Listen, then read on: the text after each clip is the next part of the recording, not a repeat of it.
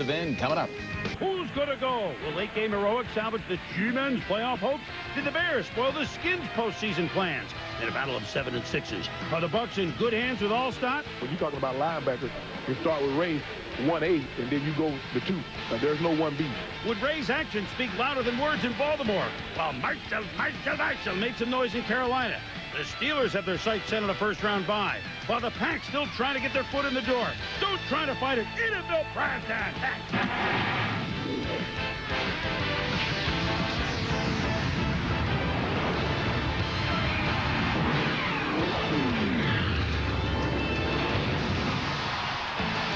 NFL Primetime is presented by Miller Lite. Primetime is Miller time. And now, here's your host, Chris Berman. Hello once again, everybody. Welcome to NFL Primetime Special Holiday Edition. Tom Jackson, Chris Berman, from all of us here to all of you, happy holidays. Have a good one. What would be in some stockings, some playoff berths today, Tom? Well, I think it's odd the way people are getting the playoff berths, not necessarily walking in the front door. Well, Saturday, a big day. Sunday, a little jockeying. A couple of teams hoping to stay alive. Met in New Jersey, 7 and 6 Seattle, 6 and 7 Giants. Jim Fossil, could he guarantee a 7 and 7 season, knowing that the Eagles lost yesterday when they would stay in it? Well, a year ago, question, who do you draft when you came to the pick? Ron Dayne was drafted by the Giants ahead of Sean Alexander, both first-round picks. Alexander now starting in because Ricky Waters is hurt. Wow, 29 yards, 7-0 She-Bags. Later in the first, Ron Dayne says, wait a minute. This is what he can do. Watch him drag Willie Williams into the end zone, 31 yards, 7 all. 6 minutes ago, second quarter, 10-7 Seattle. Now the fun begins. First, Matt Hasselbeck does an Michael Barrow, strip. Michael Strahan, ball. Giants, touchdown. 14 to G-Men. Yeah, and watch the rush by Michael Barrow all the way around the outside, comes past the end, past the tackle, and then the great pickup by Michael Strahan and the 13-yard dash to the end zone. But about 2.5, 3 minutes later, Kerry Collins play action from his end zone. Antonio Cochran strips it. John Randall, the veteran, falls on it for his first career touchdown, 17-14 Seattle. You have to know where you are. You're standing in the end zone, protect the football, something Kerry Collins hasn't done this year. Cochran makes the strip, and John Randall makes the pickup. Cochran always good on defense. You always remember that. Collins out with 18 fumbles, the record in 1 year, Tony Banks 21. Ron Dixon, second half return of the kick. Ball! All flying Miranda falls on it. And then the little dump off. Matt Hasselbeck to Sean Alexander. Look at him, motor 16 yards. Seattle leads 24-17. Giants have gotten a field goal, 24-20. Jeff Philadelphia Eagles 3 times pinned the Giants very deep. Fabian Bones had a lot of hits with Annette Funicello many years ago. Does a good job there in the special teams. And so from their own 4 with 3 minutes to go, the Giants need a touchdown. And it's Collins to well-dressed Amani Toomer, 28 yards. 2 minutes to go from the 43. Joe Jurevicius, first down inside the Seattle 40. Minute 15 to go on second down. Collins, Ike Hilliard over the middle, first down. 42 seconds to go. Collins, Hilliard sliding. First down, timeout, G-Men. 33 seconds to go, first and goal from the 7. And Anthony Simmons almost makes a big play to save the game. Oh! But he can't hold on. Second down, Collins to Jurevicius. Ken Lucas is there on the defense. But on third down with 24 seconds to go, Collins, Ike Hilliard, touchdown. Last week it happened against Arizona. Mike Holmgren said, my God, they did it again. Yes, they did. The New York Football Giants have even their mark at 7 and 7. Seattle now with the same record. The Giants win at 27-24. Kerry Collins, 30 of 47 for 338. Most important, the winner you just saw, he's with our Sal Palantonio. Kerry, second straight week, winning touchdown drive, final minutes. Tell us about the touchdown pass to Ike Hilliard. Well, got one-on-one on Ike, and we just put him in the middle of the field and basically said, get open, and I'll throw it to you. And Ike's a great player, did a great job on that play. Just gave me a place to throw the ball, and I was able to put it in there. What is it about this team, this offense? You are poised in this situation 2 weeks in a row.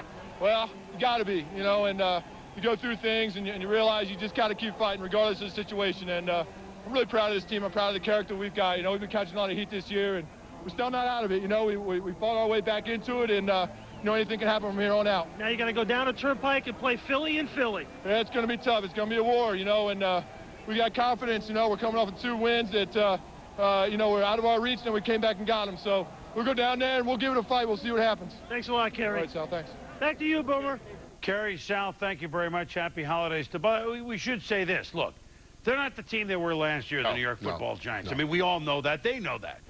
But I think the character, sometimes it's overspoken, Tom, but they didn't get to the Super Bowl last year for nothing and then forget what it took. Yeah, sometimes I think you can learn more when a team is struggling. And I think right now the Giants are showing that character in every way. And this is the kind of game that they needed going down the stretch run. The last couple of games, I think they're in a must-win situation every single week. But you got the 330-plus yards from Kerry Collins throwing the football. You had a pretty good day today from Ron Dane. And I think it's very important on a team that likes to play field position and move the chains that he played well as Tiki Barber. Defensively, Strahan comes up with a big play, 13-yard return for a touchdown. They played the run well. They did everything well, just the way I think Jim Fossil expected for most of the year. They need to now have it going down the stretch, especially against Philly. Well, hey, look, the Giants are at Philly next week. They're 2 back with 2 to go. Then they host the Pack. Their odds are still long. That's correct. 2 quality teams. But until that Monday night game earlier this year, they had owned Philadelphia. So they like their chances a little better than they did last week. As for Seattle,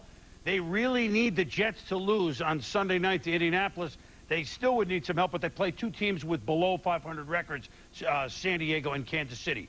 Here we go now, the big crab cake. The Baltimore Ravens smarting last week after the Pittsburgh Steelers spanked them. And here come the Cincinnati Bengals. Ray Lewis, Takeo Spikes, Shannon Sharp, a lot of war of words this week. Why is it always that way? But anyway, Elvis to Sharp, Spikes with the tackle. Sharp and Spikes talk about it. The Bengals can play some defense. They just, since the first month, haven't won too many games. They watched Terry Allen scoring a 4-yard run. It's 10-0 Ravens. Now, a lot of question this week for who would be the healthy Bengal quarterback. John Kitna was, and he goes for 6, but double coverage, and Dwayne Starks is there to pick it off of the end zone in a 10-0 game. Dan Kitna, late in the half, gets doinked, and it's Ray Lewis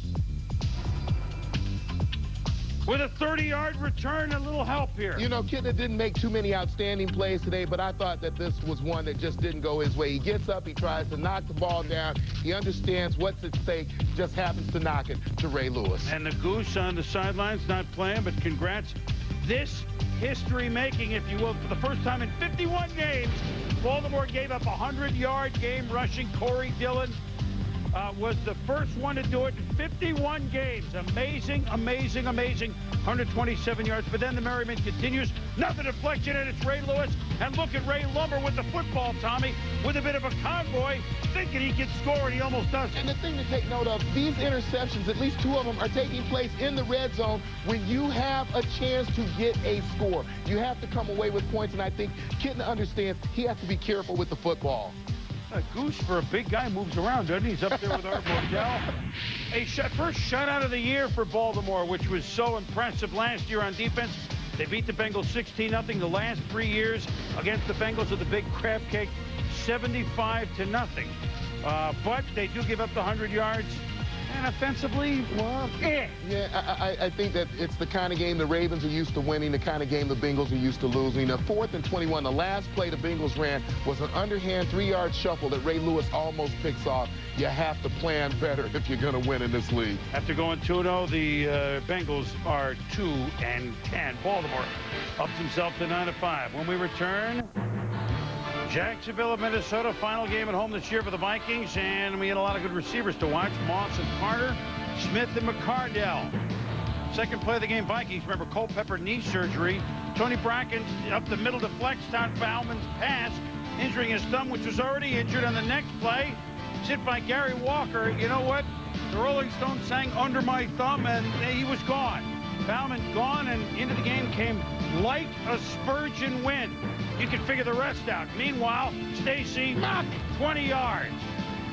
That would set up 1st and goal. Jaguars, their 3rd straight road game, usually a tough spot for any team, but yet You wouldn't know it. Stacy, Mock. 3 yards up the middle, touchdown, 10-3 Jacksonville. 63 third quarter, Mark Brunell, Keenan McCardell. It's a touchdown, 23-3, now 26-3. And for the nice dunk, and for the second time in his career, Jimmy Smith, 100 catches.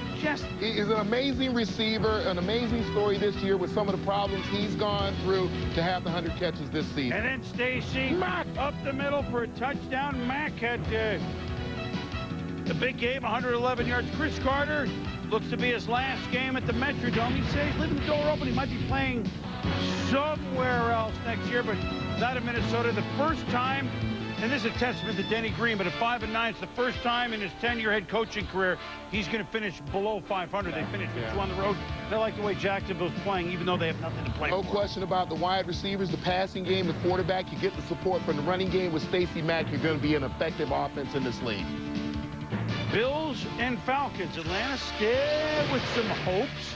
They need help, but they're still with some hopes. Chris Chandler trying to provide that help, but meanwhile, Alex Van Pelt pitches to Sean Bryson. And look at the motors on this big fella for the Buffalo Bills. He can't go all the way. 68 yards, 20-16 Bills in the third quarter. And there's Mom. That's nice. 12 minutes left. Chandler to Algie Crumpler. Beats Plankton on the play. It's a touchdown. Falcons lead at 30-20, 49 yards. Later in the game, Van Pelt has rung up some good numbers in replace of Rob Johnson, who's... Don't listen. Oh, don't tell him anything. Van Pelt's doing fine. And down 30-23, Van Pelt to Reggie Germany. A united Germany. Ever since the wall came down, he's played better. He's out of bounds at the 3. Then, 3rd and goal. Van Pelt to Eric Moles. We're tied at 30. But Dan Reed says, wait a minute. Didn't you see the 0? It should be delay of game time. You have a look at the clock right there. Clearly, we're going to freeze it. You see people in motion. The snap has not gotten up. They were late with the snap. Dan Reeves was right. You can't review it, but look at the job of replay is to correct a wrong that they were wrong. It shouldn't have been a touchdown, but it was. It's 30-all. Meanwhile, Chandler to Terrence Mathis. Chances are Falcons on a drive. Chandler to Brian Finneran. Begin again. Timeout. It's going to be a long field goal to win, though. Jay Feely, rookie, from 52 yards. Man, did he whop it. His 4th of the day. It's good. And look at Feely, touchy Feely. Good, and you know what? You win a game, you're a rookie. There's no problem jumping around. Yeah, I think that we expect that kind of reaction. You see the enthusiasm that Dan Reeves' teams play with, and I think that even though this has not been a necessarily successful season for the Atlanta Falcons, I love the way he gets the most out of his players. And so, Feely, the rookie from Michigan, one of the heroes. What about Chris Chandler on the day? 429 yards throwing. So the Atlanta Falcons still with a shot. The Atlanta Falcons. Is he skiing? Is he climbing Mount Everest? Cliffhanger. Doesn't look comfortable. LaDainian Tomlinson, boy, did he start out with a great first half of the season. Been kind of quiet, but the rookie had a $145 today. This set up a Flutie to Jones touchdown. 7-all at the half. Chargers leading 17-13 in the 4th. And Trent Green, 5 minutes left. In the shadows of Arrowhead to Jason Dunn to the midfield strike. Then on 3rd and 4, it's Green. Was that a 3,000-yard season, although mixed with a lot of strange ones. This is the Snoop minutes. This is basically what you're describing here is their season in microcosm. Green scrambling. That is going to take it all the way down to the 9. The next play, San Diego's lost 7 in a row. Can they win one? Green chased. He's picked off by Leonardo Carson, number 96. He has in his hand the final envelope. But wait a minute. Roughing the passer on Rodney Harrison. Rodney Harrison, who hurt Trent Green 3 years ago in a preseason game. You see here, certainly doesn't look like he did very much to him. Flew over the quarterback, gets the call from the officials. But now 2 plays under the Chiefs still have it. And it's incomplete in the end zone. But wait a minute. Now it's 37. Harrison holding on the play.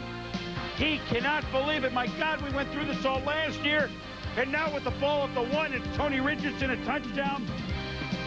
The Chargers were 3-0. They were 5-2. We were singing. Everyone was having fun. And now San Diego's dropped 8 straight. They fall to 5-10. They have a bye the last week of the season, so they only have 1 game left next week against Seattle.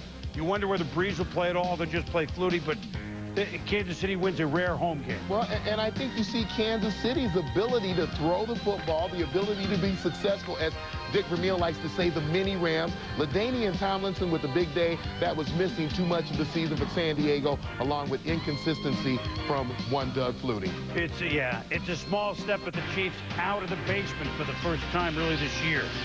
Lions and Steelers. Lions have won once. Steelers are 11-2. For Christmas, a Super Bowl ring. Well, the Steelers win today, they'll get a bye. At least a bye. Not home field yet.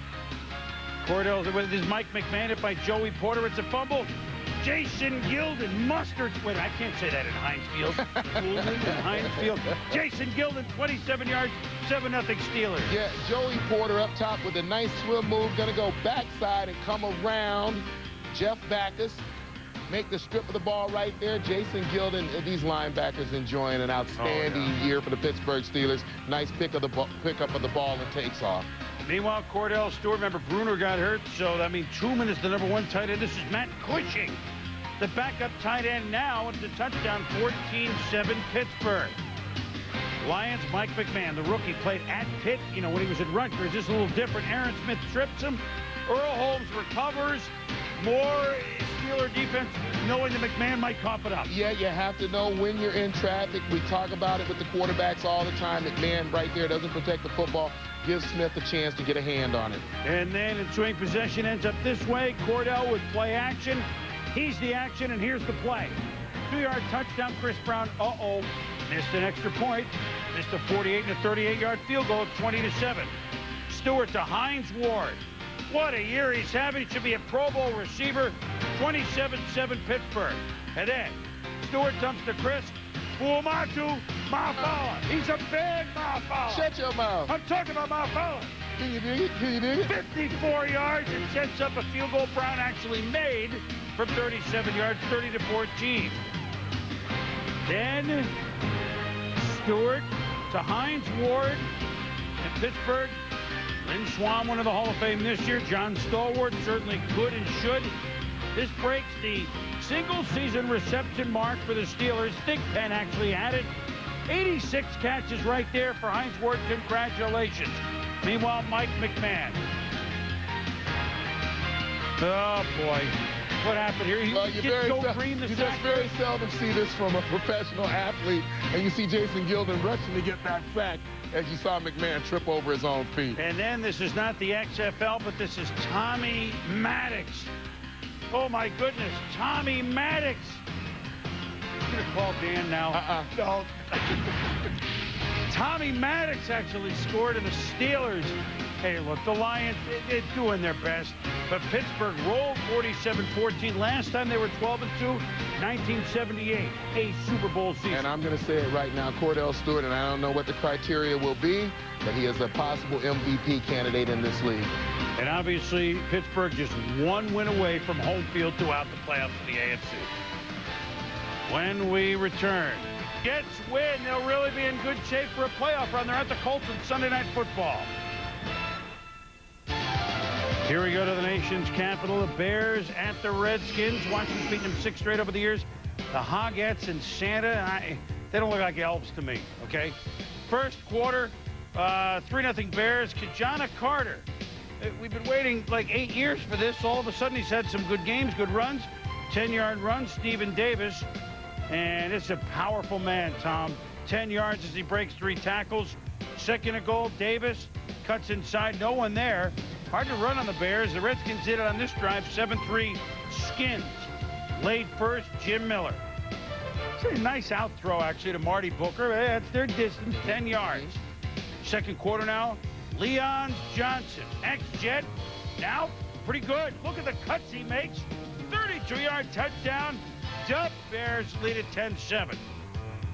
Tough defense, Chicago. This is not news. A lot of good players. Some whose names are just starting to know, like Roosevelt Colvin. sacking Tony Banks right there. And this is Phillip Daniels from the defensive end spot. They had 6 sacks today, Tom.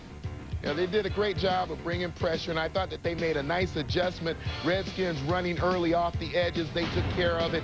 Guys, great job by Brian Urlacher. But the score is 13-10 Washington, the A train. Second-round pick Anthony Thomas, powerful 8 yards. Next play, gets the block up, actually bounces outside.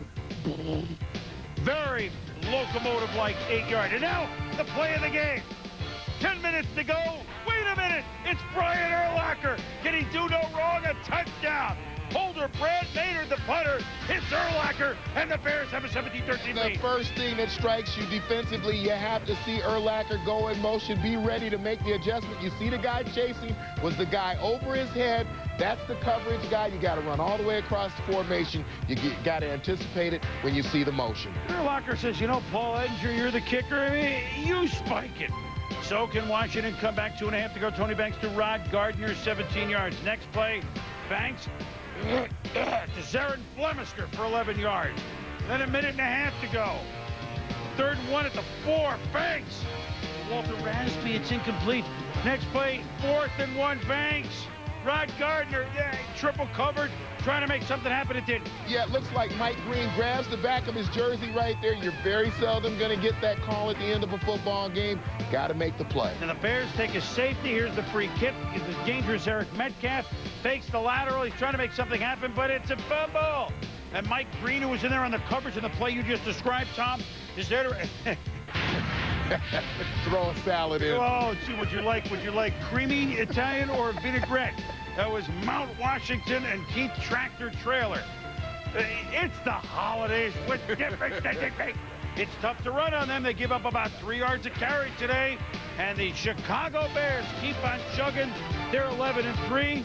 After the game, Jaws with the touchdown machine, Mr. Urlacher. Thank you very much, Boomer. Brian Urlacher, a touchdown off a fake field goal. Tell us about it. We've been working on it all week long. We just put it in for the Redskins. They're so tight on their coverage. And then what a great throw by Brad, and just happened to catch it, and he's in the end zone. It was a great play. All right, late in the game, the Redskins driving to tie it up, 2nd and 1. You knife through, make another big play down inside the 10-yard line. Big play, wasn't it? Our D-line did a great job all day long. You know, they had some yards on us early, but we kept grinding. We make some plays, and we ended up making some plays in the second half. The speed of this defense, they seem to be everywhere. Is that the key? Yeah, we just got guys that play hard. You know, we run around for 60 minutes making plays. It's just fun right now. All right, Brian, good luck in the playoffs. Thanks, Back to you, Boomer. Jaws, Brian, Jaws and Santa never together. I don't know. Jaws never yelled that loud. I tell you what, Santa never yelled that loud. 11-3 now, the Bears, who maintain their hold on first place in the NFC North Division, doing what they've done all year. They dusted off an old play, and it was enough to win. When you talk about teams who picked up on the Ravens' game plan from last year, being careful with the football, 13 of 26 for less than 100 yards for Jim Miller, going to run the ball for about 120. And I think the key is they play such outstanding rush defense. As you said, about 3 yards or just less than 3 yards a carry. It puts you in every football game, and that's why they've won a lot of close football games. They're all going to be close when you play the style that the Chicago Bears do. At Detroit, they host Jacksonville, 2 games they can win. By the way, Washington, remember they were 0-5, made a real good run for Marty. Yes. They were eliminated from the playoffs by the results on this day. Meanwhile, team going to have to go something to eliminate them. Marshall Faulk and the St. Louis Rams. Kurt Warner, Mike Martz. What will the mad scientists have whipped up today? Warner's pass to Flynn. Now, last year, Carolina swept St. Louis. The big play in one of their wins and intercepted by this man, Jimmy Hitchcock. He's starring in another one of his own films. They had a bye week. They're ready for the Rams. Carolina, could the 1-12 Panthers pull a shocking upset? Well, Chris Winky Dinky does it. To Isaac Bird, 27 yards. Rams in trouble. They're behind 7-0. Probably could never make it up. So in the first quarter, what do you... Yeah, Marshall, 9 yards. Marshall Faulk. Later in the drive, 9's not enough for Marshall. So here's the delayed draw, 20 yards. 3rd and 3 from the 6 later in the drive. Kurt Warner, one of the unsung receivers that they have. Ricky Prohl shampoos his way to the back of the end zone, 6 yards. We're tied at 7. My God, the Rams have come back. Panthers lead, though, 10-7. And Warner to Torrey Holt. comes back for it. He's a 1,000-yard receiver this year.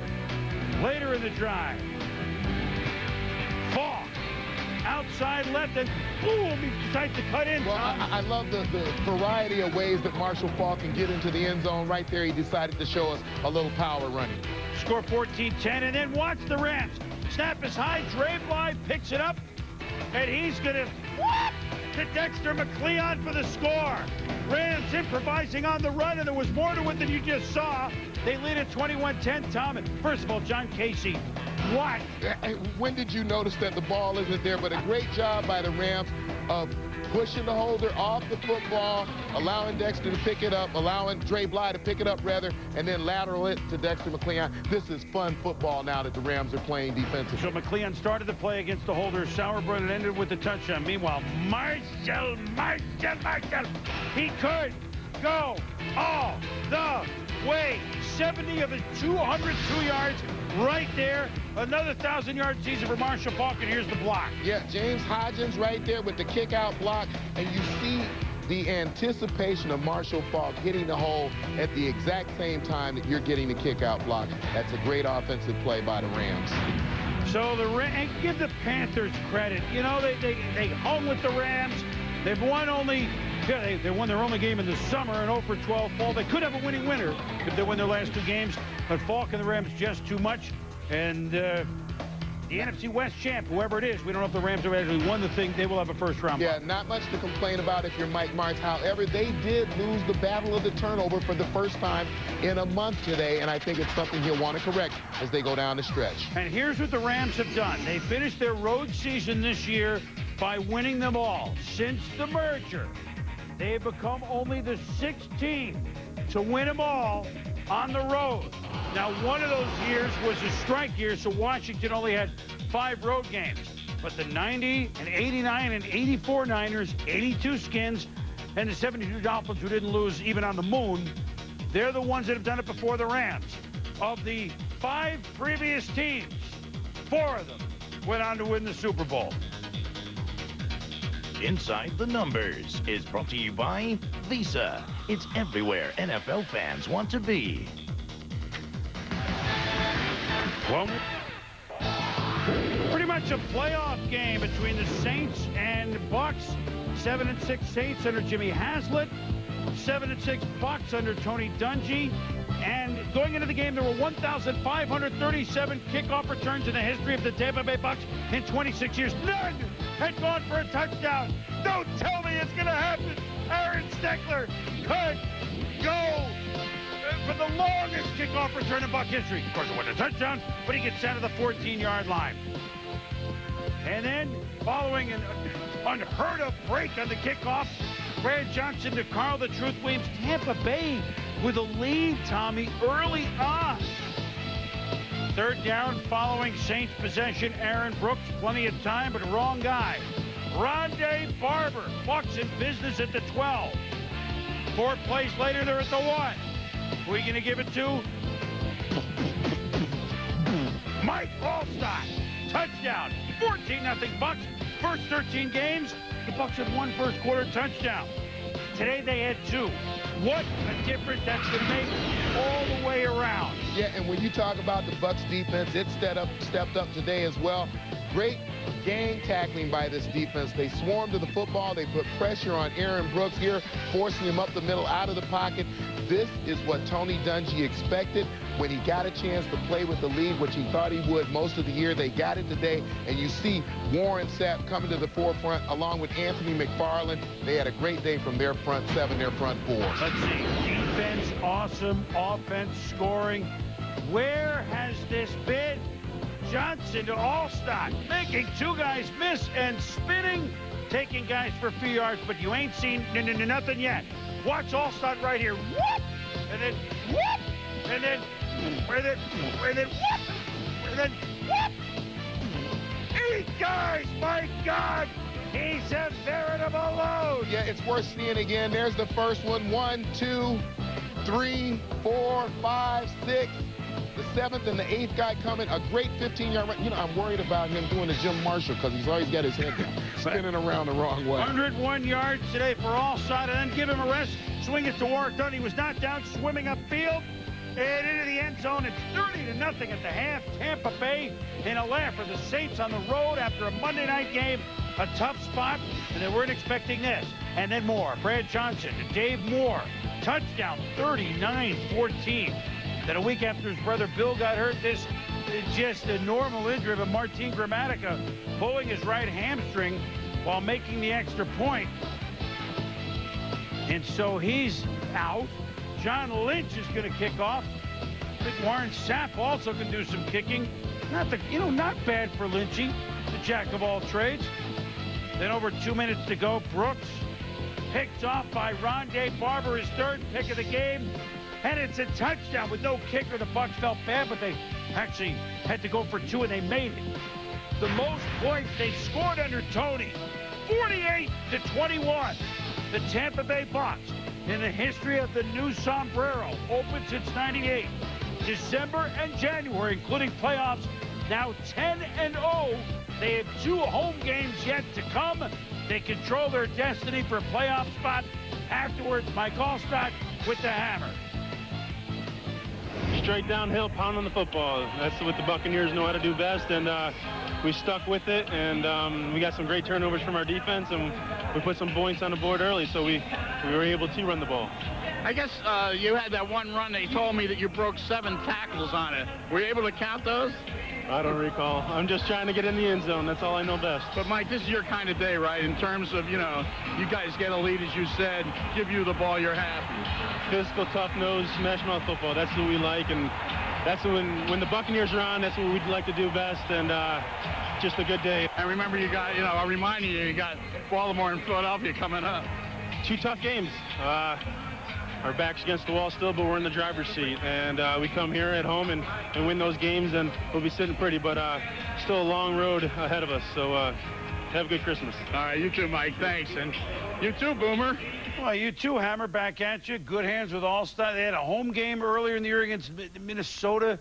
And then this one, but where has this been? This is the Bucs team. They play like this? Correct. They're legitimate contenders, which we all thought they'd be. Certainly, Tony Dungy wants to play this style of football. He wants to be a very physical football team, pound it out. He wants to run more than he throws. He was able to do that today. You had the 39 rushes for 157 yards, most of it by Mike Allstott. 31 passes from Brad Johnson. That's manageable for him, even though he only threw for about 50%. He's certainly more comfortable. No sacks today, no INTs. It's the style of ball that they want to play. Play with the lead. All of a sudden, the Simeon Rice acquisition doesn't look bad when you got the nice lead. 2 home national TV games to the Bucs. Neither easy. Home to Baltimore Saturday night. Home to Philly on the final Sunday night, which may be a playoff preview. Could be Bucs, Eagles again. Saints still in it, but now it's Tampa Bay that controls that slot at 8-6. And we return the late games, only a couple of them. Cowboys, Cardinals, and San Francisco out against Philly. That was Emmett on first, Emmett on second. Now, look, this is early in the game. Quincy Carter on third, rolling out. And he fumbles. And then he fumbles, and Tommy, what a break. Well, you can see Quincy Carter fumbles the ball right there short of the goal line. Now that ball rolled into and through the end zone. Referee made an outstanding call right there. It's a touchback. Ball belongs to the Cardinals. And then miscue in the 1 front line came back to haunt him. And then Reginald McKinnon intercepts Carter and returns it for a touchdown. So Dallas controlling it, but Arizona leads at 7-3. Jake Plummer. Now watch the moves that Frank Sanders makes right here. Not only shakes off defenders, cuts there. So dangerous in the open field. And he's going to go down to the 1 front line. Setting up a touchdown by Michael Pittman. 14-10 Cards. Now 17-10, less than 40 seconds to go. Carter Reggie Swinton pushed out of bounds. And then the clock keeps on ticking. It certainly seemed like he was forced out of bounds. The referee kept the clock going. And then Carter to Swinton again. They're at the 42. And then what do you do here on this Hail Mary, Tom? Get down! And there were a lot of guys in position for Dallas, but Arizona as well. See, the cousin of the Schwam, Kwame, was back there. And the Cardinals. Hey, they still have a shot at an 8-8 season. And the Cardinals went up by the count of 17-10 over the Cowboys. Plummer, not throwing for a lot of yards, but here we go. Let's go to a game with a team that's going somewhere. The Green Bay Packers. Oh, yeah, snow. You know the North Pole's not far from Lambeau Field. There's some of Santa's helpers. Cleveland Browns go, what are we doing here? We haven't been here in a game since 1965. The final game ever played by Jim Brown. It was the NFL championship game the last year before they had a Super Bowl. Paul Hornung, Jim Taylor, Bob Starr, the Packers won 23-12. So every 36 years, the Browns are at Lambeau, and they watched Amon Green. Not Hornung, not Taylor, but Amon Green run for 26. Well, I love it. The play didn't change either. It was the Packers sweep. Then they went up the middle with Amon, and he's done this all year. And then Brett Favre rolling right, pumping, and you know, Bubba Frank's become a big factor this year for the Pack. Favre always loved his tight end with Chewy Chamora, and it's 6-0. They don't get the extra point. And Tim Couch. Ball deflected by Bernardo Harris, intercepted by Bao Ju. I think he makes an excellent play. Ju, and he returns it to the 45. Favre to Bubba Frank. Oh, that's so pretty. Dancing through the snow. For the one part so Butch Davis doesn't want to sing. 13-0. Jamal White fittingly running in the snow. Cleveland have trouble running the ball all year. Jackson on IR, but White with a 51-yard run down to the 8. 3 plays later, when it snows, you need a shovel. So why not have a shovel pass? Couch to White, touchdown, 13-7. Later, the score 16-7 in the second. Couch in the flat to White. Tyrone Williams is there, and he's gone. Shades of Herb Adderley. Shades of Willie Wood. Dancing through the snow. 23-7 Pack. 3 picks of Couch in the game. Brett Doe forced to scramble. Never says die, but he's going to get hit hard on his right hand. You know what? He's going to stay in, even though the ring finger's killing him. However, bad news later in the game after this run by Amon Green. Looks at home in the snow here, Tommy. 42-yard run. He had 150 yards rushing, but left the game with labored breathing. No late word other than that. Favre to Dorsey left. Is this classic? Packer, pass, slide, snow. The Pack are back in the playoffs. Congratulations. They finished so strong last year. They opened up so great in September this year. Green Bay is going to be a force as they win 30-7, but still they're looking at a wild card berth unless the Bears stumble. But Brett Favre is now what? 64-10 at Lambeau Field. The question is, can they get any playoff games at Lambeau Field? I think actually this is the most dangerous team in the playoffs. Rather than, you know, if we're not talking about the Rams, we're talking about that next team in. I think that this is the most dangerous team in the playoffs because they have Brett Favre, and on any given day, he can be the best player in this league. You look at his use now of Bubba Franks at the tight end. They have some depth at running back. They have Amon Green, who may be running as well as anybody in the league. They also have Dorsey Levens, and a defense that's been solid almost every single game this year. So when you start looking for, as Sterling would say, that chink in the armor, you don't really see one on this ball club unless Brett has one of those bad days. Well, he can, but he's also capable of a good day. Oh, great days. An intriguing game in the playoffs. Next week they host Minnesota. They'll play a good game, won't they? Yes. No, I'm not talking. No, I'm talking about Green Bay. Yeah. I don't know who you're talking about. I'm talking about Green Bay. We'll sum up the playoff situation when we can. And game balls when we return on NFL Primetime. Time Players is brought to you by 1010-220. Dial it, and all calls up to 20 minutes are only 99 cents. Boom, my game ball goes to Rondé Barber, the Tampa Bay Buccaneers. Outstanding day by everybody defensively, but he, 3 INTs, 36-yard interception return for a touchdown, 2 tackles. Doesn't get better than that. Well, we've seen him, Tommy, do it on defense. We've seen him run all over the field, but not so much on special teams. Brian Urlacher and the amazing Chicago Bears, he gets my game ball. 9 tackles, all told, and pretty close both. Cordell and Urlacher and Marshall with 200 yards. Allstott bowling over guys like Dick Weber used to bowl over pins. But here's what we know. New England, with the results of today, are in the playoffs. Boy, what a run they've made. Yes. Pittsburgh clinched the first round by that's really what happened in the AFC. Ravens and Dolphins can clinch next week with wins. Jets win can eliminate 4 teams tonight. The Packers are in. Congratulations to them. But really some things. Minnesota was eliminated, Tom. I know you're upset about that. Happy holidays. Man. Happy holidays, bro. 15 years we've been together dashing through the snow. For Tom Jackson, I'm Chris Berman. From all of us, Merry Christmas.